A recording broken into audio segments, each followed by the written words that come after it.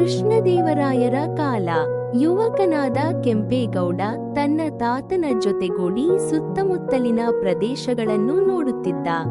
ಜನರಿಗೆ ಮಾರುಕಟ್ಟೆ ಇಲ್ಲ, ಆಶ್ರಯ ಇಲ್ಲ, ಸುಲಭ ಸಂಚಾರವಿಲ್ಲ. ಆಗ ಅವನು ಒಂದೇ ಒಂದು ಮಾತಾಡಿದ. ಒಂದು ದಿನ ಇಲ್ಲಿ ದೊಡ್ಡ ಪಟ್ಟಣ ಕಟ್ತೀನಿ, ಜನ ಸುಖವಾಗಿ ಬದುಕೋ ನಗರ. ಆದರೂ ಆ ಕಾಲದಲ್ಲಿ ನಗರ ಕಟ್ಟುವುದು ಸುಲಭವಲ್ಲ. ಹಣ, ಬೆಂಬಲ ಮತ್ತು ಮುಖ್ಯವಾಗಿದ್ದು ರಾಜನ ಅನುಮತಿ. ಕೆಂಪೇಗೌಡ ತಾನೇ ಕಂಡ ಕನಸನ್ನು ರಾಜ ಕೃಷ್ಣದೇವರಾಯ ಅವರಿಗೆ ವಿವರಿಸಿದ.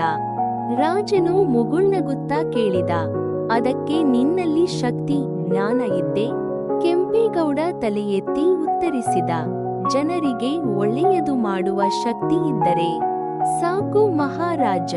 ಮಾತು ಕೇಳಿ ಸಂತೋಷಗೊಂಡ ರಾಜನು ಅವನಿಗೆ 68 ಗ್ರಾಮಗಳನ್ನು ಉಡುಗೊರೆಯಾಗಿ ನೀಡಿ ನಗರ ನಿರ್ಮಾಣಕ್ಕೆ ಅನುಮತಿ ನೀಡಿದರು.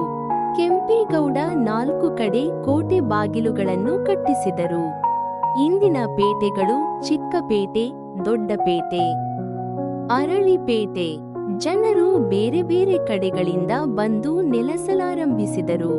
ಕೆಂಪೇಗೌಡನ ಕನಸು ನಗರ ರೂಪ ಪಡೆಯುತ್ತಿತ್ತು. ನಗರ ಜಿಜ್ಞಾಸೆಯಿಂದ ತುಂಬಿತು. ವ್ಯಾಪಾರ, ಹಬ್ಬ ಹರಿದಾಸು, ಸಂಸ್ಕೃತಿ ಎಲ್ಲವೂ ಇಲ್ಲಿ ಅರಳತೊಡಗಿತು. ಜನರು ಈ ಜಾಗವನ್ನು ಪ್ರೀತಿಯಿಂದ ಬೆಳೆಗೋ ಊರು ಎಂದು ಕರೆಯುತ್ತಿದ್ದ. ಆ ಪದವಿ ವರ್ಷಗಳ ನಂತರ ಬೆಂಗಳೂರು ಯಾಯಿತು.